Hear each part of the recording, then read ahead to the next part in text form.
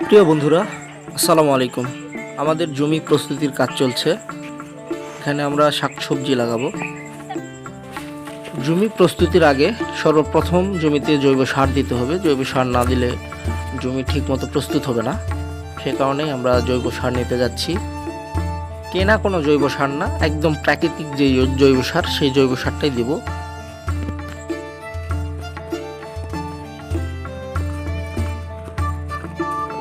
আমরা কিন্তু এখানে গোবর সার নিতে এসেছি। গোবর সার প্রথমে দিতে হবে জমিতে।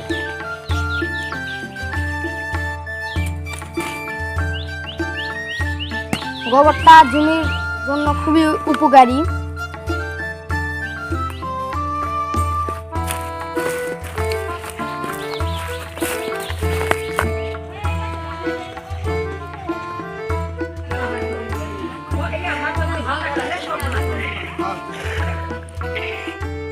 জমিতে সার দেওয়া কমপ্লিট।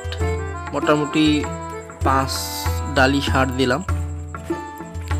এখন আমরা বাসার দিকে যাব, গিয়ে একটু রান্না বান্না কি হচ্ছে না হচ্ছে একটু আপনাদের দেখাই। বাসায় এসে দেখি আখি কোনো রান্না করেনি, তাই নিজেই রান্না করতে বসে পড়লাম। আর আজকে তেমন বেশি কিছু রান্না করব না, একটা সিম্পল শাক ভর্তা করে আপনাদের দেখাবো। তেলাকুচা শাক এবং চিংড়ি মাছের ভর্তা। প্রিয় দর্শক, এই ভর্তাটা যেমন মজা তেমন পুষ্টিকর এবং রান্না করাও খুব সহজ, যে কেউ পারবে। শুধু ভর্তা দিয়ে ভাত খাওয়া যাবে না, তাই একটু পটল ভাজি করতেছি। পটল ভাজি তো আসলে দেখানোর কিছু নাই, তারপরেও দেখুন, যারা পারেন না এইভাবে পটল ভাজি করবেন।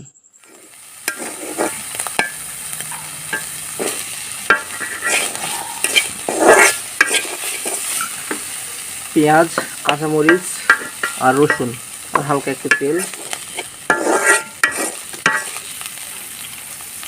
লবণ,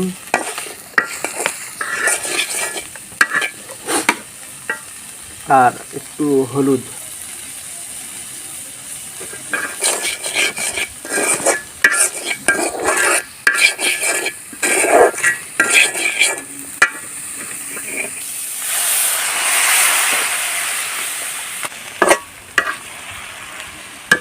এই লতিপল্লা শাক আর চিংড়ি মাছের ভর্তা। প্রিয় দর্শক দেখুন, আমরা কিন্তু এইভাবে বেশ কিছুক্ষণ সিদ্ধ করে নিতে হবে। শাকটা নেওয়ার পরে সুন্দর করে পাটাতে বাটতে হবে। আসলে ভর্তাটা দারুণ দারুণ মজা হয়েছিল। আপনারাও এইভাবে একবার হলেও ট্রাই করবেন। আশা করি আপনাদের খারাপ লাগবে না, ইনশাল্লাহ ভালো লাগবে। অবশ্যই ট্রাই করবেন। যারা ভর্তা লাভার আছে তাদের জন্য এটা একটা পারফেক্ট রেসিপি।